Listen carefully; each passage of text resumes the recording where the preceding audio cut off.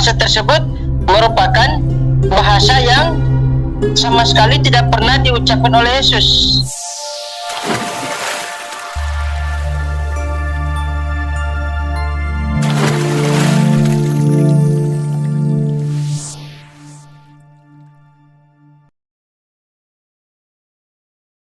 Apa itu baptis? Ya, coba bisa diterangkan. Baptis menurut saya ya. Iya. Dalam Biblos kan original teksnya kan berbahasa Yunani. Ya. Dan di mana bahasa tersebut merupakan bahasa yang sama sekali tidak pernah diucapkan oleh Yesus. Taurat kan bahasa Ibrani, gitu kan? Jadi kalau ketika dia keseharian itu yang dia bahasa yang dia gunakan adalah bahasa Aramaik, dan juga ketika dia beribadah pada saat dia membaca Torah, otomatis dia menggunakan bahasa Ibrani. Iya. Nah, jadi kata baptis ini berasal dari bahasa Yunani, Ya. yang artinya adalah mencelupkan. Ya. Begitu. Ini Kata baptis. dia bukan bahasa Hebrew ya. Bahasa Yunani, bukan bahasa Aramaik, bukan bahasa Ibrani. Ya. Gitu, tapi bahasa Yunani. Gitu. Makasih banyak Abang Shoaib. Makasih banyak. Ya, kalau hal semacam itu saja mau dijadikan sebagai problem, saya rasa tidak pantas ya. Katakanlah Yesus pakai bahasa Aramaik, pakai bahasa Ibrani, tetapi perjanjian baru ditulis pakai bahasa Yunani. Apakah itu menjadi masalah? Tidak ya. Yang menjadi masalah adalah jika yang dituliskan itu tidak sesuai dengan apa yang sebenarnya terjadi. Jadi tidak pantas sebenarnya kalau hal tersebut dipermasalahkan. Kalau kita melihat dari sisi sejarah, ya memang bahasa orang Yahudi ini kan harusnya bahasa Ibrani. Makanya perjanjian lama kita ditulis dalam bahasa Ibrani. Lalu mengapa sampai PB kok tidak ditulis dalam bahasa Ibrani? Padahal itu ditujukan untuk orang Yahudi. Ini kita harus tahu bahwa masa sebelum masa perjanjian baru, itu ada satu masa yang cukup lama. Itu disebut sebagai silent years. Itu ada sekitar 400 tahun. Setelah nabi-nabi perjanjian lama selesai berfirman, bernubuat atau menyampaikan firman Tuhan, pernah ada satu masa di mana Tuhan tidak berfirman sama sekali. Itu ada 400 tahun. Makanya disebut sebagai masa diam, silent years, 400 tahun. Nah, di dalam 400 tahun itu dari sisi sejarah itu ada banyak hal yang terjadi, hanya tidak tercatat dalam kitab suci. Ya. Kalau kita melihat dalam cerita perjanjian lama, bangsa Yehuda itu ditaklukkan oleh bangsa Babel. Sebelumnya Israel ditaklukkan oleh Asyur atau Assyria. Jadi Assyria itu adalah negara yang berkuasa, negara adik kuasa pada saat itu, ya. Tapi Asyur itu ditaklukkan oleh bangsa Babel. Maka berkuasalah Babel. Ya, Nebukadnezar sebagai raja Babel yang hebat, yang lalu akhirnya menaklukkan bangsa Yehuda, Yerusalem, dan juga meruntuhkan Bait Allah. Tapi belakangan kita bisa lihat juga bahwa bangsa Babel ini itu diruntuhkan oleh bangsa yang lain, yakni bangsa Media Persia. Maka kita baca di Alkitab ada Raja Darius, ada Raja Kores, ada Raja Artasasta, dan beberapa raja yang lain. Itu adalah raja-raja kerajaan Persia. Ya, mereka akhirnya menaklukkan Babel yang besar itu. Maka Persia berkuasa. Tapi bangsa Persia ini ada di wilayah timur. Dan bangsa Persia ini berusaha untuk melebarkan sayapnya ke barat. Jadi makin hari makin memperbesar wilayah ke barat. Tapi sementara mereka melebarkan sayap ke barat, itu juga muncul kerajaan Yunani, itu ada di barat. Kerajaan Yunani ini berusaha untuk melebarkan sayap ke timur. Maka akhirnya bertemulah Persia dengan Yunani. Konflik mereka akhirnya muncul peperangan yang besar sekali, ya. Peperangan yang terakhir yang terkenal itu adalah peperangan di satu teluk yang namanya Teluk Marathon. Itu pertempuran angkatan laut Persia itu melawan angkatan laut Yunani. Karena pertempuran di Teluk Marathon, angkatan lautnya Yunani berhasil menaklukkan angkatan laut Persia. Begitu Persia kalah, lalu harus dikabarkan ke Athena Yunani bahwa ada kemenangan Yunani. Ya, maka ada seorang prajurit Yunani yang langsung lari dari Teluk Marathon menuju ke Athena, lari non-stop untuk menyampaikan kemenangan itu. Karena dia lari non-stop dari Teluk maraton ke Athena, maka tak non-stop, maka akhirnya lari jarak jauh non-stop. Itu sekarang kita kenal sebagai lari maraton. Itu karena di Teluk Maraton pertempurannya. Yunani akhirnya berkuasa di bawah Alexander Agung. Mereka sangat-sangat hebat, menguasai dunia. Dan di bawah Alexander Agung, dunia ditaklukkan di dalam kekaisaran Yunani. Bahkan saudara, dikatakan bahwa Alexander Agung ini pernah sampai ke India di Sungai Gangga dan dia menangis. Kenapa dia menangis? Karena tidak ada wilayah lagi yang bisa ditaklukkan. Betapa besarnya Yunani. Nah, Yunani ini mereka mengembangkan suatu upaya untuk mengembangkan kebudayaan mereka di seluruh daerah jajahan. Upaya pengembangan itu disebut sebagai Helenisasi atau Helenisme, ya. Dan itu adalah suatu upaya untuk meyunanikan Yunani ini, meyunanikan dunia ini, ya. Karena itu maka dalam segala aspek itu budaya Yunani itu diperkenalkan. Ilmu pengetahuan itu menjadi semuanya bersumber dari Yunani. Makanya kita punya ilmu semua ini kan semua berakal dari bahasa Yunani. Kita bahkan teologi sendiri itu bahasa Yunani. Dari kata theos itu Yunani dan logos itu ilmu atau ajaran. Psikologi dari kata psyche itu jiwa dan logos. Sosiologi, ya. Semua yang logi semua itu dari Yunani karena ilmu pengetahuan Yunani. Filsafat dikembangkan juga filsafat Yunani.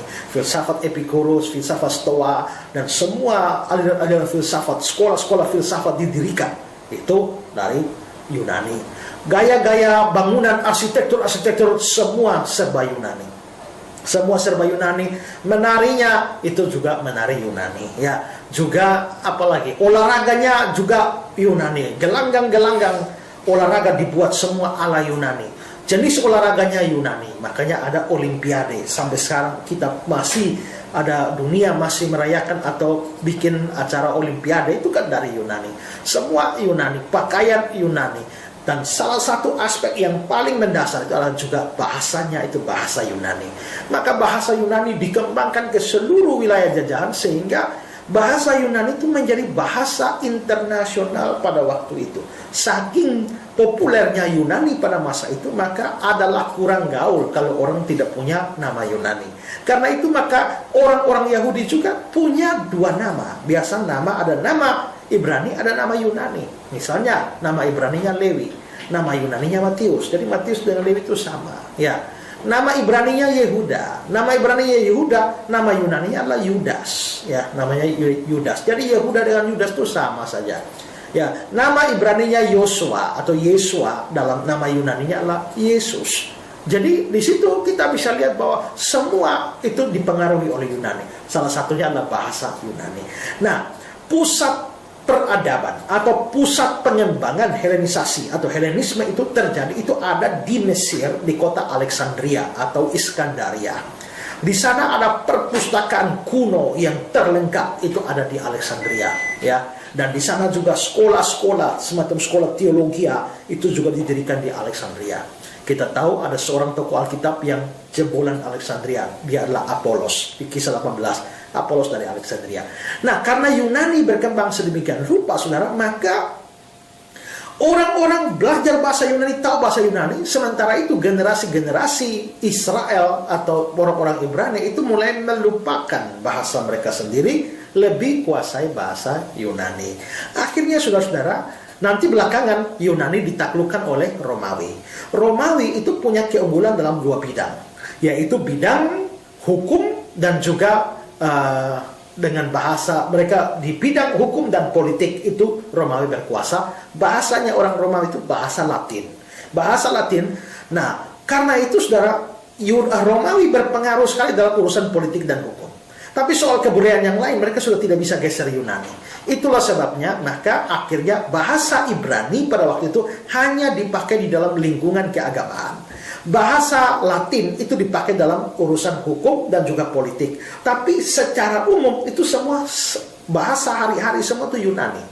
Nah, karena itu maka banyak orang Israel sendiri itu tidak tahu lagi bahasa Ibrani, yang tahunya Yunani. Maka perjanjian lama yang berbahasa Ibrani pun tidak bisa dibaca lagi oleh generasi muda. Maka kira-kira tahun 200 sebelum Masehi itu dipikirkan untuk di perjanjian lama berbahasa Ibrani itu diterjemahkan ke dalam bahasa Yunani, dan itu dilakukan oleh kurang lebih 70 pakar dalam 70 tahun di Alexandria, Mesir. Maka kitab itu akhirnya kitab perjanjian lama berbahasa Yunani yang dikenal sebagai Septuaginta. Septuaginta, Tuhan Yesus juga mempergunakannya pada waktu ada di dalam dunia ini. Jadi kitab Septuaginta lebih tua dari Tuhan Yesus secara manusia, ya. Nah, karena itu maka perjanjian lama berbahasa Ibrani saja itu sudah diterjemahkan ke Yunani dengan dalam tanda petik terpaksa diyunanikan supaya bisa dibaca orang. Nah, sekarang Injil-Injil atau kitab perjanjian baru sekarang ditulis dalam bahasa apa? Kalau mau tulis dalam bahasa Ibrani, siapa mau baca? Ya, banyak orang sudah tidak tahu bahasa Ibrani. Nah, karena itu maka bahasa internasional adalah bahasa Yunani. Hampir seluruh dunia menggunakan bahasa Yunani waktu itu. Kalau mau Injil itu menyebar dengan cepat, maka tulislah dalam bahasa Yunani. Tulislah dalam bahasa Yunani, disebar. Begitu disebar, maka dunia akhirnya mengenal Yesus Kristus atau mengenal cerita tentang Tuhan Yesus atau kitab perjanjian baru yang dalam bahasa Yunani itu. Nah, itu dari sisi sejarah mengapa sampai akhirnya perjanjian baru ditulis dalam bahasa Yunani. Dari sisi yang lain kita juga bisa melihat pasti Tuhan mengatur sehingga itu ditulis dalam bahasa Yunani. Kenapa? Karena bahasa Yunani itu adalah bahasa yang boleh dibilang itu bahasa dengan tingkat kerumitan yang begitu tinggi. Kalau kita belajar bahasa Inggris, kita cuma punya 16 tenses ya. Present tense, past tense, future tense, dan tenses yang lain itu ada 16. Bahasa Jerman, bahasa Belanda itu 32 tenses. Tapi bahasa Yunani itu 64 tenses. Sehingga dengan bahasa yang detail seperti itu, maka itu sangat mudah untuk dipakai menjelaskan kebenaran. Ya, hal-hal yang tidak bisa dijelaskan dalam bahasa lain itu bisa dijelaskan dengan baik dalam bahasa Yunani. Nanti itu yang menyebabkan terjadi kesulitan pada waktu kita proses penerjemahan kitab suci ke dalam bahasa lain yang tidak sekomplit bahasa Yunani, termasuk bahasa Indonesia. Maka waktu mau Alkitab mau diterjemahkan ke dalam bahasa Indonesia saja satu tenses saja tidak punya.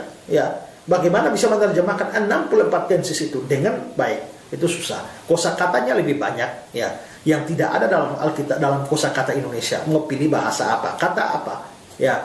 Misalnya ya bunga bakung saja, itu bunga bakung itu kan di bahasa Indonesia, tapi aslinya kan bukan bunga bakung, namanya krenon. Itu apa? Ya terpaksa dibilang bunga bakung. Bahasa Inggris pun tidak punya bunga itu, terpaksa mereka pakai bunga lili, ya, bunga lili. Jadi itu semua kerumitan-kerumitan. Karena itu maka bahasa itu memang cocok dipakai untuk menggambarkan kebenaran secara komplit dan detail, ya. Nah, karena itulah maka tentu saja Tuhan mengatur supaya firman-Nya itu bisa disampaikan dalam bahasa Yunani yang kaya sehingga semua kekayaan rohani itu memang bisa diungkapkan secara detail di dalam bahasa yang juga memang begitu komplit, ya. Nah, karena itulah maka perjanjian baru kita ditulis dalam bahasa Yunani, ya.